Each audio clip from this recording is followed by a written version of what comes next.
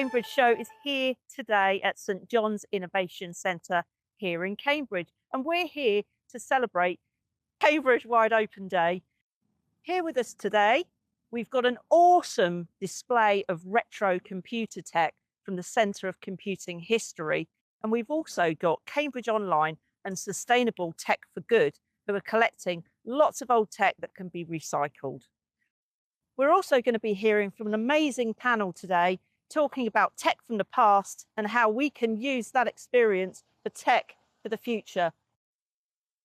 We're also going to be taking a look around St John's Innovation Centre and finding out what goes on in this building. Let's go inside. On the 17th of June, spirits high and wide, Project Cambridge rocked up to take a look inside St. John's Innovation Centre. The team made their way, joining the Cambridge Wide Open Day. Through halls of ideas where innovation thrives, they met passionate people shaping futures and lives. From startups to visionaries, each story was told of ambitions, discoveries and ventures bold. The city of Cambridge, renowned far and near, open its doors for all to explore and cheer. Celebrating collaboration, ideas and growth, uniting communities with a common oath. Project Cambridge left with minds inspired and bright, carrying new ideas into the light. A memorable day of learning, discovery and play at St. John's Innovation Centre on Cambridge Wide Open Day. Do you remember episode 2 of the Project Cambridge show with Sustainable Tech for Good? Well, it was awesome to see them again and great to catch up with Denise and Charlie. We collect surplus IT from companies once they've upgraded their current equipment. We then take that equipment, give you full data erasure certificates. We then give you a sustainability report, give you a full audit, and after that we give you a digital inclusion report showing where we've donated your devices. So there's a wide demographic of charities that we work with, actually nationally as well as the Cambridgeshire. That's right across the board, from homelessness, domestic abuse, women's resource centres, refugees, cancer charities. Yeah, really a wide demographic of need. So to be able to, my job is I have the privilege to work with charities and to see that a device is in the hands of somebody that doesn't have to use. In terms of charities as well, in Cambridgeshire, Sue's donated to date nearly 1,500 devices in Cambridgeshire. One of them is our Frank Hospice, each hospice, so many. In terms of devices that we collect mobile phones, laptops, desktops, servers, networking equipment, the full range of IT. We don't cherry pick either, so if we come to site, we're going to collect everything and give you a report back on that. And we'll also be taking it any condition. If you'd like to find out more, here's how to get in touch with the guys at ST4G. And of course, you can find out even more about them by checking out our episode 2 with Denise and Sue. Now, Sustainable Tech for Good work in partnership with Cambridge Online, who are also here with us at St John's. So we met up with Marcus, their CEO, to find out more. So we're here with Marcus Hewell, who is CEO of Cambridge Online. Hello. And you guys have come to join in the fun at St John's today. And what are you doing here? Tell us all about it. Okay, we're a 30-year-old charity being based in Cambridge. We help people with digital inclusion. So basically, if you don't have a device, you don't know how to use it, or you haven't got confidence because you think you're going to be scammed. And we know there's about 100,000 people in Peterborough and Cambridgeshire who suffer from this, and it's very debilitating. So for example, you can't apply for jobs, you can't do online shopping, you can't talk to your family and friends. So much internet banking is prohibited from you, so it's really restrictive. So we're here to help these people. So we do that in several ways. We collect devices from companies who no longer need them. We then refurbish them with our partner, Sustainable Tech for Good, and then we gift them back to people. So we gave out £40,000 of free devices last year to people who have nothing, and it changes their life. It's amazing. They're so grateful. And any member of the public can walk into any of our sessions at any time, sit with one of our team. They don't even have the name and address. They can be anonymous if they wish, because sometimes there's shame associated or it's quite confidential matters to tip up on. And then we'll support them to learn how they can use their devices. And we know it changes lives. And we help about 3,000 people a year through that process. And we never charge anybody for anything that we do. Literally, just come along and talk to the team and we'll help them. If somebody has something that's very confidential and they're worried about public spaces, they can also book an appointment. So we'll arrange to meet them somewhere private or confidential so they can tell us about their problems, or even potentially even come to our offices at the Alia as a last resort. We were also joined on Cambridge Wide Open Day at SJIC by the team from the Centre for Computing History, and they brought along with them some wonderful tech for everybody to play with. And we recently went along to their home in Cambridge to check it all out. And let me tell you, very cool. So I'm here with Lizzie Salter, who is the Museum Director of the Centre for Computing History here in Cambridge. And it's been awesome to come along today, Lizzie. And I am genuinely so surprised at the size of this place. Yeah. And, you know, people really need to come and visit here, don't they? Yeah, they really do, actually. Cambridge is such a special place in the story of computing history. Obviously, it's the Cambridge phenomenon means that a lot of this incredible tech started here in Cambridge, and you can come here and find out about the roots of the things that you walk around with in your pocket every day. It's absolutely fascinating. And what I like about this place, Lizzie, is that it's for everybody. You know, it's really interesting for children. We've got a couple of schools in today. I can also see, you know, adults walking around, and it's just fascinating to see the tech from so many years ago, and right to where we are today. It's just inspiring, really. Yeah, I mean, you say so many years ago, but actually it's all happened within a relatively short time frame. I mean, we've gone from computers the size of a room in the 1950s to everybody having one in their pocket.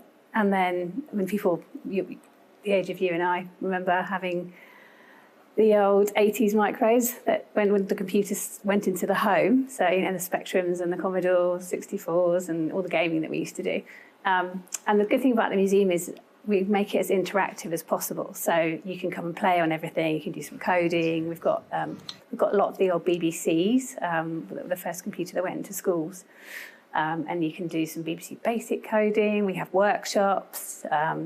We've got lots of workshops for children, especially in the school holidays. So you can do things that are really hard to access otherwise, like soldering, basic electronics and things. You're open all the way through the summer holidays? We're open 7 days a week in the school holidays. That's amazing. And can people just turn up, or do they need to book? You don't need to book. No, you just turn up and pay on the door.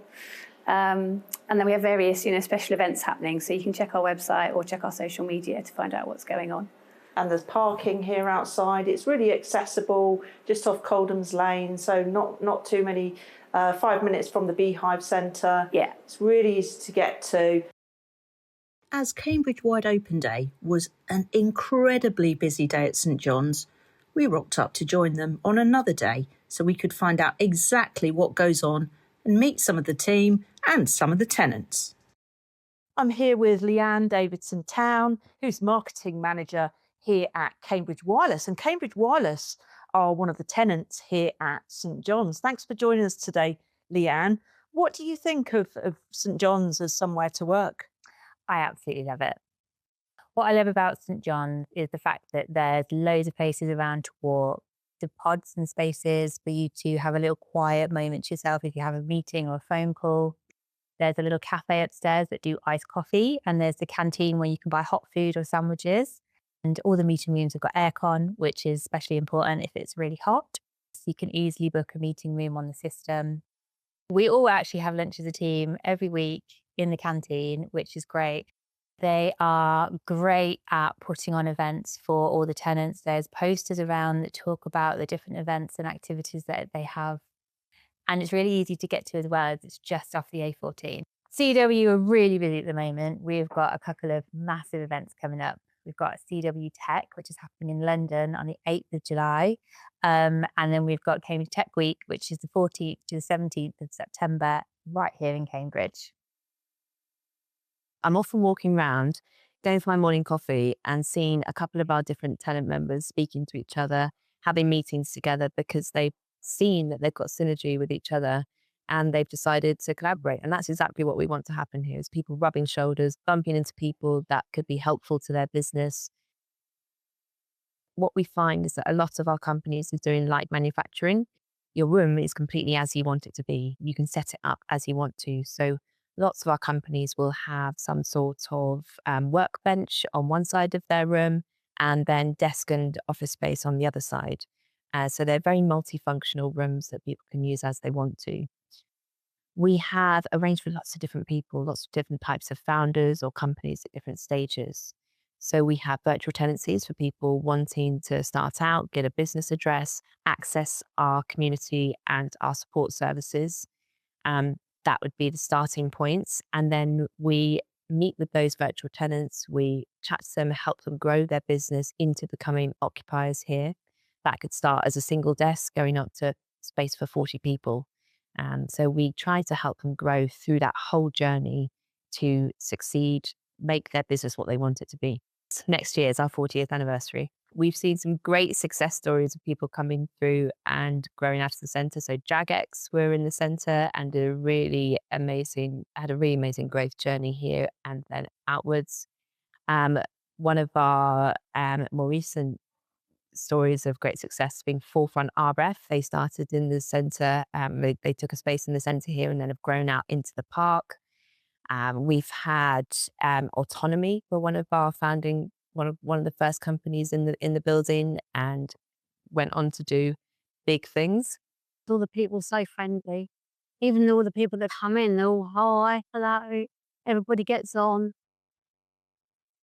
They love the paninis. They do the homemade paninis downstairs in the kitchen, and they all come up with the coffee and the cake. I hear the iced coffee's very nice up there. Oh yeah, and then the iced coffees now, they're brilliant. They're flying out now when the sun shines. Oh, it's lovely. It gets really busy and there's queues and it's really lovely. So I'm here with Hamza Munir, who's one of the virtual tenants here at St John's. I'm quite new. I joined in February, and then in the first week of April, I moved to Cambridge. But right now, I'm hanging around in the cafes, talking to people in the common areas. So a really great community here. I was coming to Cambridge for another project, and I started Googling a lot of different innovation centers and co-working spaces. But then someone from the Department of Business and Trade recommended me. They said, you should definitely go to St. John's Innovation Center, check them out. So I just sent in an email to the executive team here, and they gladly welcomed me. We had pretty nice coffee. And fast forward 3 months, and I decided that, yeah, I'm going to become a tenant. And what's the best thing about being a tenant here? The people. It doesn't feel, it feels more like a home and a really good community instead of feeling like an office or a corporate workspace. So I really love that about this. I'm here with Antonia Rogers, who's the events community coordinator here. I think we have a really great community here at St. John's. Everyone's super welcoming and engaging. Really about creating meaningful connections. I have a coffee with one of the members from 3 doors down that you would have never have met, and it's really, helpful for them to grow as a business. Come down, come have a look at the facilities, come and engage with us, chat to the members, come and see what it's all about at St. John's. Working at St. John's is fun. I love going down to the cafe, seeing people down there, having a chat. I'm a bit old school, so for me, it's like walking down my local. I'm a Senior Innovation and Growth Advisor at St. John's Innovation Centre. And what that means is that I exist to help tenants when they move in here. Their journeys are very similar. They need to raise investment. They need a strategic plan. They need to protect their IP. They need to grow internationally. And I'm part of a team here that works with tenants to try and make that happen for them. If you are looking for somewhere where you are not just going to be with your 4 walls of your office, but you are going to move in somewhere where you're going to be part of a community, where people exist in the building to try and help you on your journey, we will proactively work with you to try and further you on your journey. We are a team full of connections across Cambridge, the region, nationally, even international connectivity that can help you further your journey.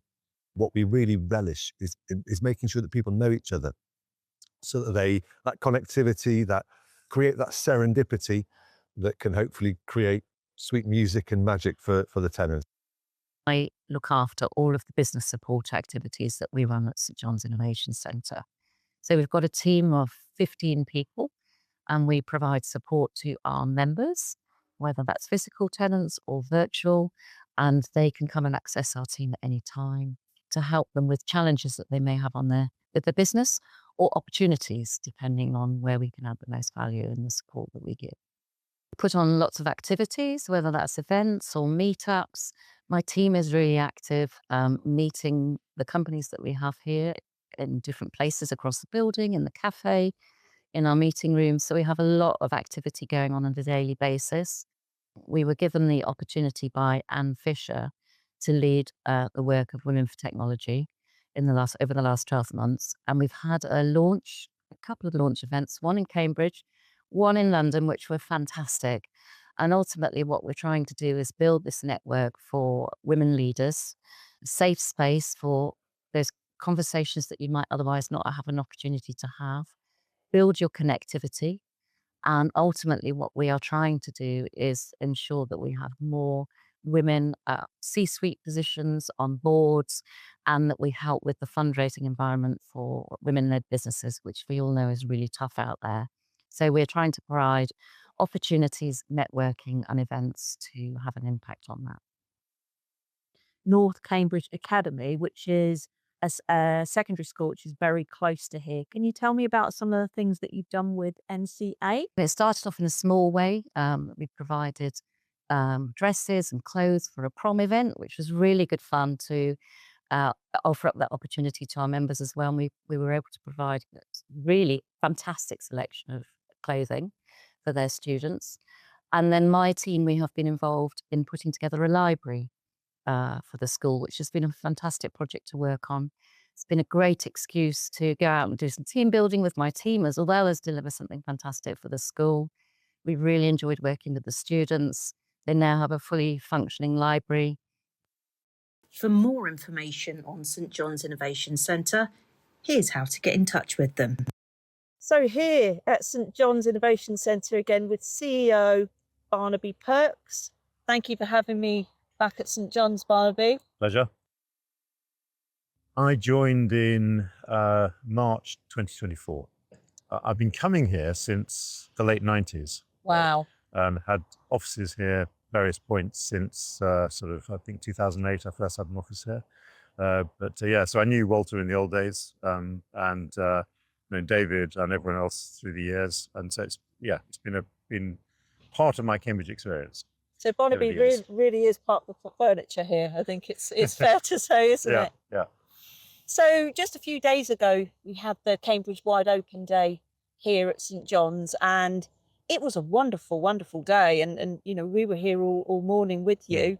What was the kind of feedback you got from people, and how did you feel that the day went, Barnaby? Well, I thought it was good. I thought it was a great buzz. It's always lovely to have people that don't come to the centre every day coming around. I mean, the place is pretty good. We tend to have quite a lot of people coming through each day, but days like Cambridge Wide Open Day were amazing. And we had a Spanish delegation, which was particularly good to see there. We also had Krista Covey from First Flight Venture Centre in North Carolina, where we have a reciprocal relationship. That was great to have Krista here, and her colleague Sam Fox, who'd come over with his company, Seneca Devices.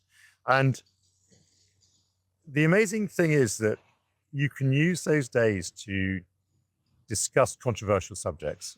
We're quite good in Cambridge at sort of patting ourselves on the back and congratulating ourselves. I really like it when we get into sort of scratching the surface a bit more and uncovering some of the sort of slightly more challenging aspects of what's going on at the moment with technology. And I think in our Tech for Good discussion, we really opened up a really interesting conversation.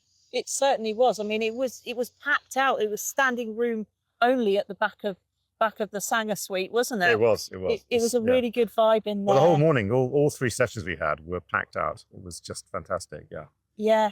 And up on the mezzanine floor as well, with Sustainable Tech for Good, Cambridge Online, and of course the Centre for Computing History. It was so great to see everybody squashed up there. And well, I really enjoyed the mezzanine bit. And I was particularly taken by the display the Centre for Computing History put on, and the history of computing. And I saw my good friend Chris Curry's BBC Micro there, which was good. And I was actually with Chris on Friday evening, was able to talk to him about that. It was, so it's great to see the Cambridge history kind of like rolled out in front of you in a really engaging and dynamic way. Absolutely brilliant. Well, we're actually going to take a look at that panel now, which is introduced by Barnaby. So sit back and enjoy some of the best bits from the panel. So I'm Barnaby Perks. I'm CEO of St John's Innovation Centre here, which for nearly 40 years, for those who don't know it, has been the sort of beating heart of the Cambridge innovation scene. It's where Cambridge's brightest minds have chosen to come. We're going to have an interesting conversation about tech for good. We've got an amazing array of panelists. Well, good morning, everybody. It's lovely to see all of you here. It's actually lovely to be back in this building where I first started working 27 years ago. So that's most of the history of this building. And also being here representing the Centre for Computing History. I work with a company at the moment that describes itself explicitly as tech for good, but it often means whatever the speaker wants it to mean. So rather than asking whether or not technology is good or bad, we should really be thinking about the harder questions, which are really about how we build technologies that create genuine benefit at scale while avoiding some of the unintended consequences. So let me introduce the panel to you. So immediately to my left, I have Jason Mashinchi. Jason is the founder of Cambridge Kinetics and the creator of Kinebase, which is an AI-powered operational platform. And he's working at the practical cutting edge of innovation, but he's still trying to navigate the opportunities and the responsibilities that come with AI adoption. So welcome, Zili. Thank you, Jason. Next to Jason, we have Martyn Rigby. Martyn spent more than 3 decades investing in technology and life science companies. Through ET Capital, he's backed many of the Cambridge cluster's most successful companies and deep tech businesses and life sciences businesses. And he's had a front row seat in how investors think about risk and innovation and long-term impact. Welcome, Martyn.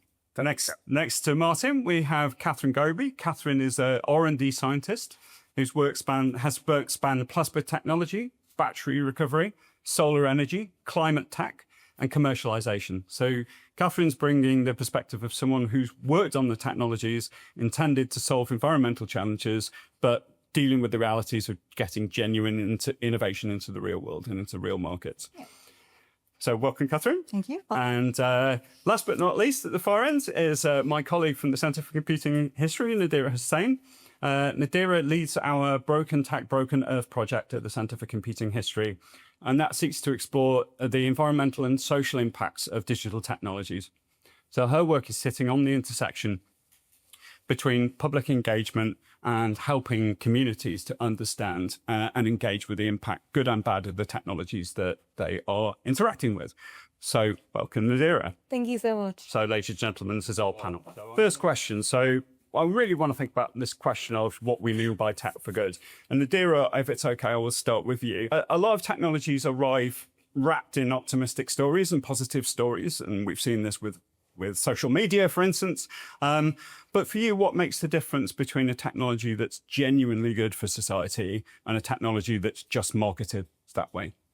Yeah, I think a lot of the things that make technology genuinely good for society is if they've actively engaged with the community early on, the people who would genuinely be affected by those technologies. Yeah, I mean, tech for good is always an interesting thing, and it's what's your definition of good, and how that applies differs depending on the organisation. So if you're looking at kind of charities, it's a very different set of contributions to if you're a manufacturer producing medical devices, for example.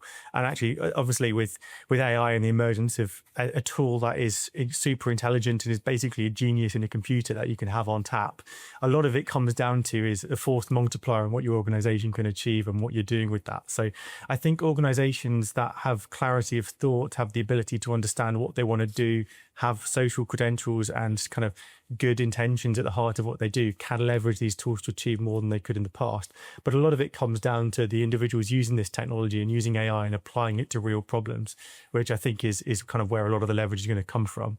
And I think technology is genuinely a force for good. And I think actually in a sense, in the past, you couldn't necessarily achieve as much as you can today in a single day. I think given what AI is enabling people to do, it is certainly something to watch, and it'll be interesting to see how that plays out.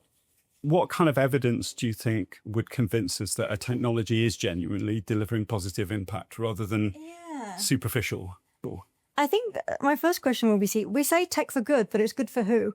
So there's many different stakeholders and sort of interwoven people involved in technologies from its inception, its creation, development, and then not just the end user, but there's a lot of people impacted around that. So I think you first have to define kind of who is it good for, and therefore who is it maybe not good for.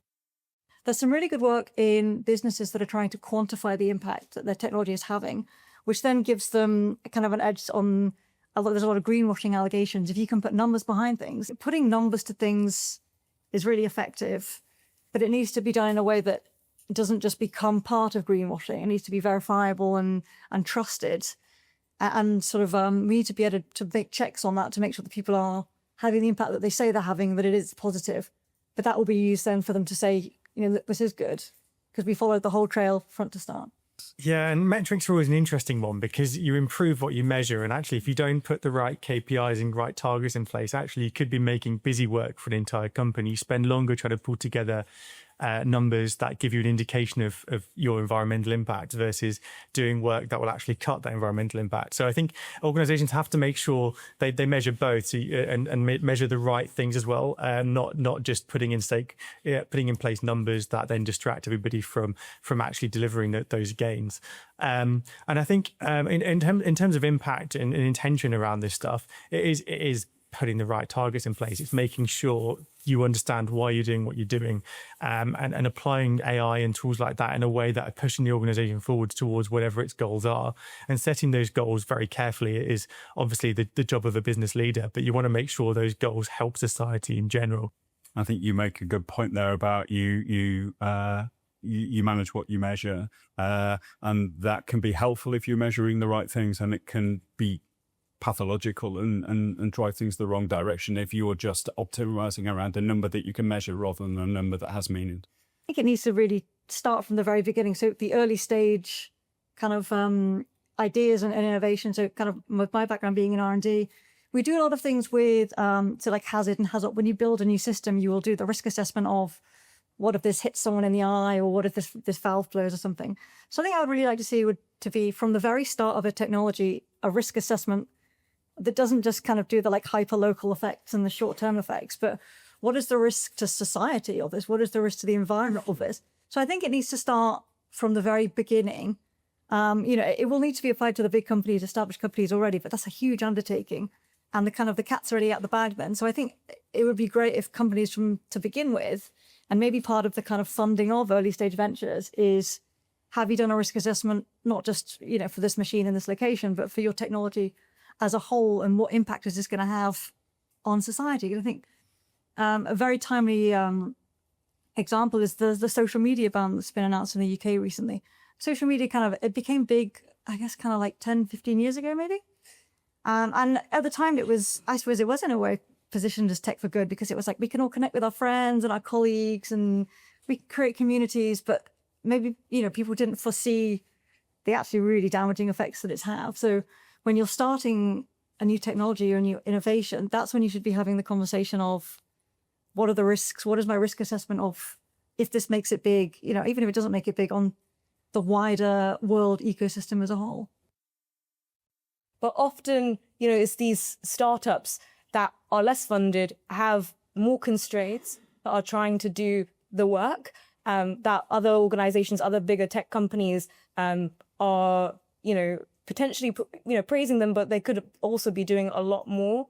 I do think that when you're working with innovative individuals, people in those constraints, they're the ones who comes up with those more innovative solutions. So I do think that sometimes acting in those constraints, thinking about the people who are genuinely affected, talking to them, engaging with them early is really key to making sure that you can then innovate and apply those solutions to a wider scale. You know, I was thinking about this in preparation for this panel, and this is going to sound like a way too simple solution, but we just need to think before we act. And I think this is something that I'm sure all of our parents have told us, and if you're parents, you've told your children.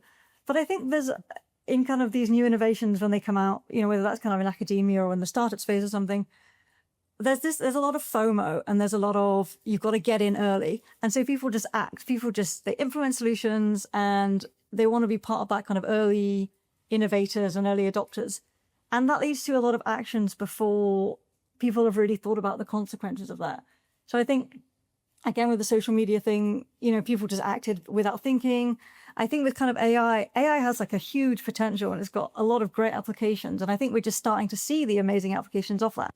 I think that starting a business which you intend to be high growth with an innovative product or service, with a new team addressing a market that you haven't previously explored is inherently quite challenging. I mean, those of you who are entrepreneurs will bear that out.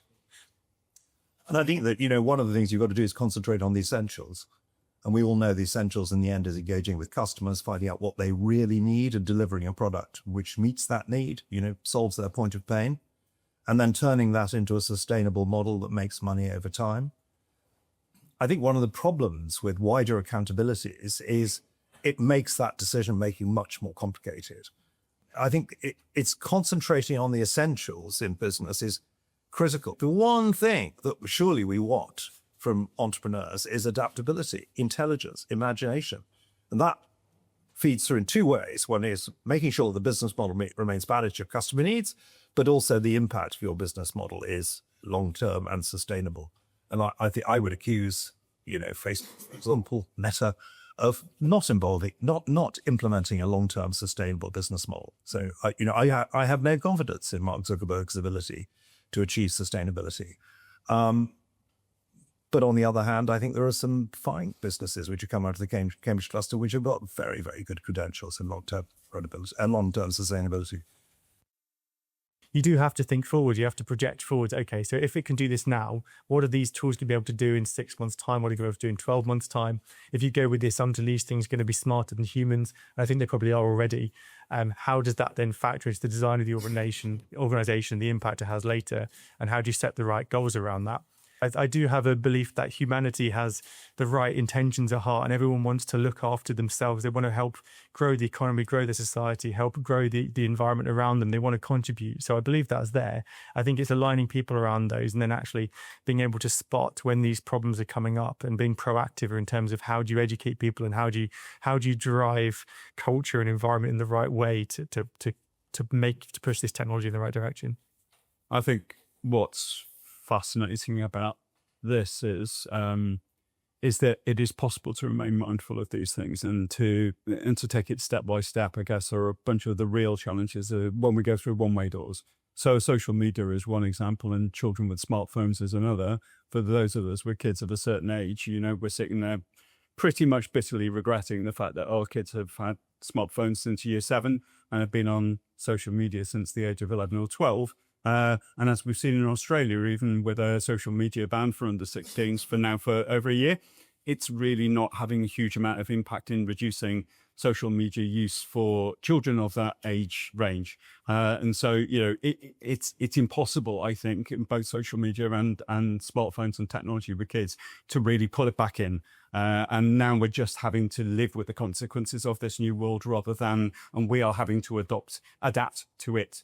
But to your point, you know, the technology itself is neither good nor bad. The tech is the tech. It's about how we adopt and how we deploy the technology that determines whether it is for good or for bad. A lot of times we're seeing the same tech, the same science, same application, just the language changes a bit. But there are a lot of people that are doing really good work that care. And so this is, I've seen a lot of similarities. So I think this is a great conversation. Thank you. When you are running a business, you've got a million things to do and you've got tons of ideas and you've got to coordinate your customers, your team, and you want to push towards that direction as fast as you can. Because that's what's going to keep the lights on. And you've got to make sure you're bringing in more money than you're spending at the end of the day, or at least position yourself to a stage where you can get to that as soon as possible. So, I mean, that's what it comes down to for a business owner and for a founder.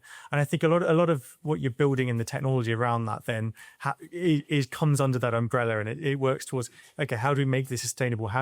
There's tons of things I'd love to do in terms of making an impact and focusing on contributing to society, but you can't do that unless you've got money coming in. So some of that stuff is a bit chicken and egg, like there's stuff you want to do, but you can't afford to take staff off critical paid projects to do those nice to have things. So it's actually, if there are a way of making that easier to do it correct the first time, or making it easier to get that right and have, okay, you're not only just delivering what you need to for clients and bringing income, you're also delivering that good element of it as well.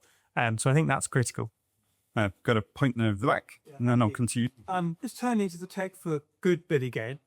If you think about all the technologies we have now that we're not fully utilising to do good, because we're always chasing the shiny new thing, to your point, around to give up PhDs who want to do the fun stuff, investors who want to invest in the new latest innovative technologies. There are a couple of billion people on the planet not online yet. There's no reason why they shouldn't be online, but we kind of move on very, very quickly to the next shiny thing. So if we're really thinking about tech for good, how do we stay focused on the good bit and try to avoid this kind of human investor, academic-led kind of infatuation and excitement about the next shiny thing? We dump the other stuff that we know can work, and we move on to stuff that has no proof, there's no real, but it's exciting. So how do we stop doing that? Because I think that's one of the biggest problems, a sensational appetite for innovation. It's like we always have to make something better, constantly make it better, and we never settle for what we have. I think we've got time for just one more question, and Phil, you've been waiting patiently, so I'm going to continue. I'd like to give a different perspective on tech for good. Cambridge, while there's a museum and the computers are old, there are also a lot of some old, very good engineers. During a lockdown, we created an app during COVID with no money. It's something that should have been done for good to help patients communicate in intensive care with their families, and it was done in conjunction with Addenbrookes Charitable Trust. So here's more of a question than a statement. Is there a role for an organisation, maybe Cambridge-based, but we can be as a non-profit making clearinghouse for tech for good, for engineers who love to play with the new toys, who want to develop tech, but it's not ethereal, it's hands-on, using the same skills we used to develop a startup product to actually develop pieces of tech for good. I think it's a great open question to end on.